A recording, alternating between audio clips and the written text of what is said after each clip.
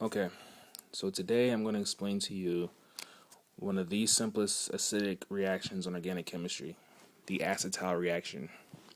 An acetal is a carbon that basically has a diether connected to it on the same carbon. So it's the same thing as a geminal diol, except for having two hydroxyl groups on the same carbon, it's two ethers. So the first thing you look at is the reaction conditions. Using H plus, which means you're adding some type of acid to the solution. So you know when you put an acid in solution, it dissociates into H plus ions. And you know H plus is connected as an electrophile because it has a positive charge, so that means it's missing electrons. So basically you have these little electrophiles swimming around in the solution. The first thing you're going to do is you're going to look for the most nucleophilic site in these reagents between this reagent and that reagent, which will be this carbonyl that will be the most nucleophilic. So the first thing you're going to do is this nucleophilic oxygen is going to attack this electrophilic H plus. From there, well, I'm going to do this all in one step. That's going to be the first step. The second step is now that the positive charge is going to be on this oxygen. I'm not going to draw that in, but so it's going to be a positive charge on the oxygen. From the first step, electrons are going to have to move from this double bond up to this oxygen to satisfy that positive charge.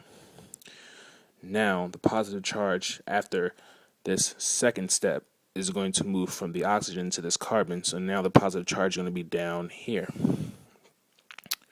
So after all that is said and done, the next nucleophilic site in these reagents would be the lone pair on these oxygens. Now, since this molecule is symmetrical, it doesn't matter which oxygen you choose, but this oxygen, the lone pairs on this oxygen will attack this now electrophilic carbon. Remember, this carbon is now electrophilic because the H plus has taken electrons from this oxygen, thus causing this oxygen to take electrons from this shared pi bond. So now this carbon is electron deficient because of that. It was already electron deficient before because of the inductive effect of the electronegative oxygen, but now it's even more electronegative. So now it can be attacked by this alcohol. Now you're going to have, I'm just going to draw this in really quick.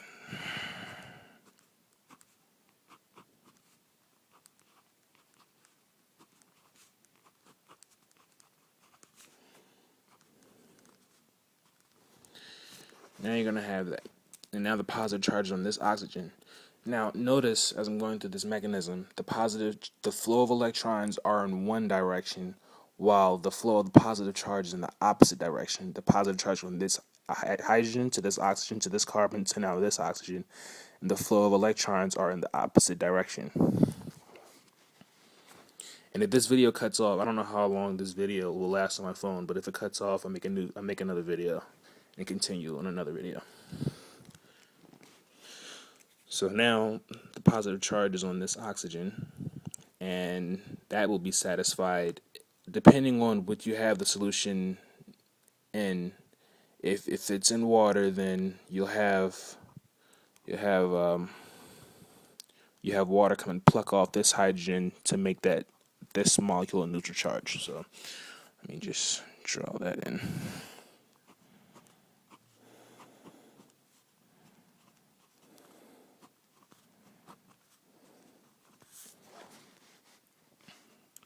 So that is the first step of the famous acetal reaction. This is a hemiacetal, meaning you have one hydroxyl group and one ether group on the same carbon.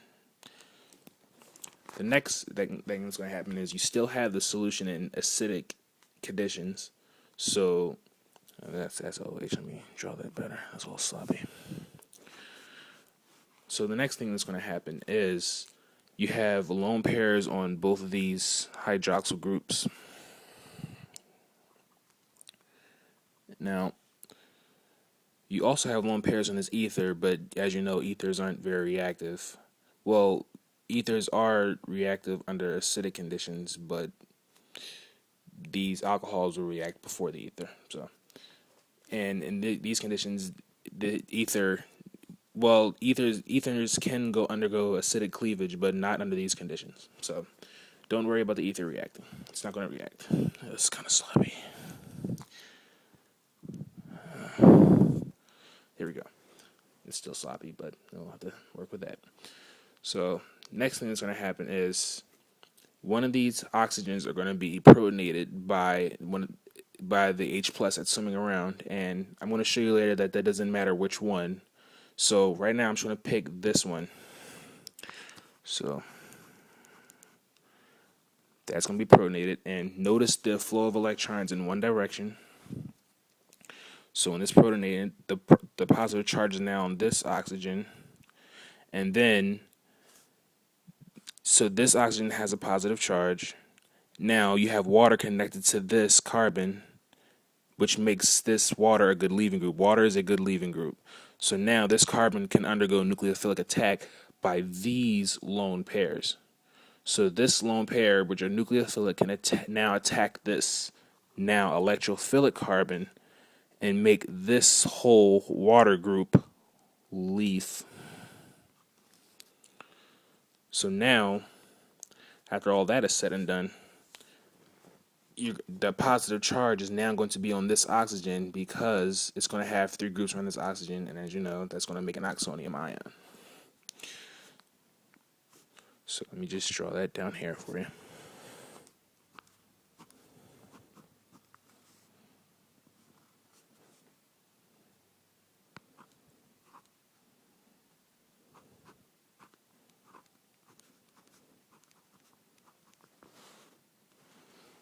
It's going to look like that.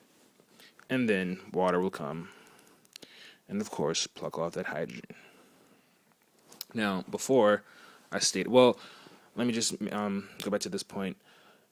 Remember I told you to pay attention to the flow of electrons. Flow of electrons are always in one direction. You'll never see flow of electrons leave, like you'll never see 2 arrows going away from one atom. You never see an arrow going in this direction and that direction. No.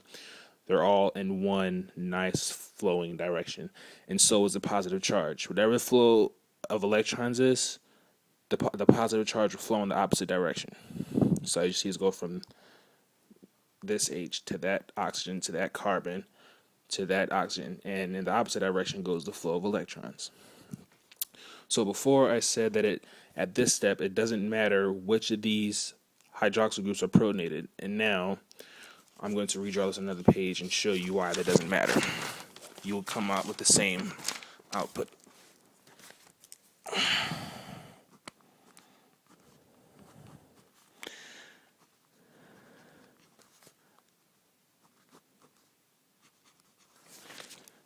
I am now going to protonate the other hydroxyl group.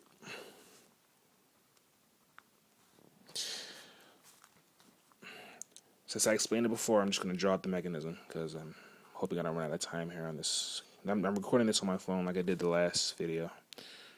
So I'm just going to draw this mechanism out.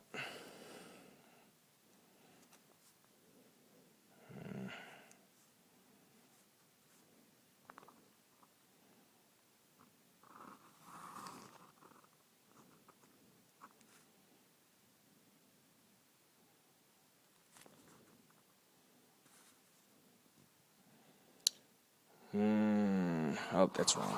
Oops. Oopsie daisies.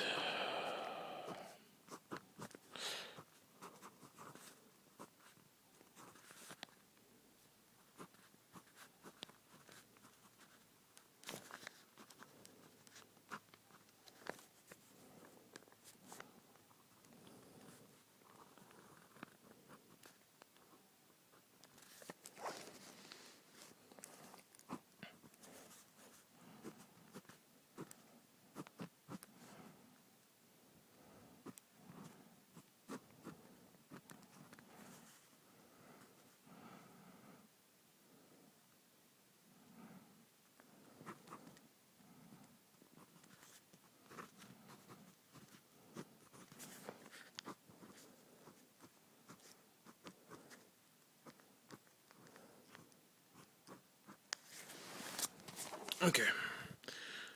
So yeah, I messed up on it the first time I attempted this. I left out an oxygen right here. But as you can see, you come out with the same result. When this oxygen is instead protonated, this makes the water on this carbon, which is still a good leaving group, because as I said before, water is a good leaving group. Now, this makes this carbon susceptible to nucleophilic attack, because when this water leaves as a neutral water, it will leave the positive charge on this carbon. Now, this can undergo nucleophilic attack by these lone pairs on this hydrogen. So as you see, the flow of electrons from this oxygen to this carbon, and then from this carbon to this oxygen, from this oxygen to this hydrogen. The flow of electrons is always in one direction, and the flow of the positive charge is always in the opposite direction. So the positive charge goes from this hydrogen to that oxygen, to that carbon, to that oxygen, and then from this oxygen to that water that plucks off the hydrogen, and now you're left with the product. So as you can see, it doesn't matter which route you take, you'll always get to the product, which is for symmetrical diols. As you can see, I use ethylene glycol as a diol in that first reaction. I use ethylene glycol. This is a symmetrical alcohol, so the product will always form. So, yes, that is the simplest acidic reaction in organic chemistry.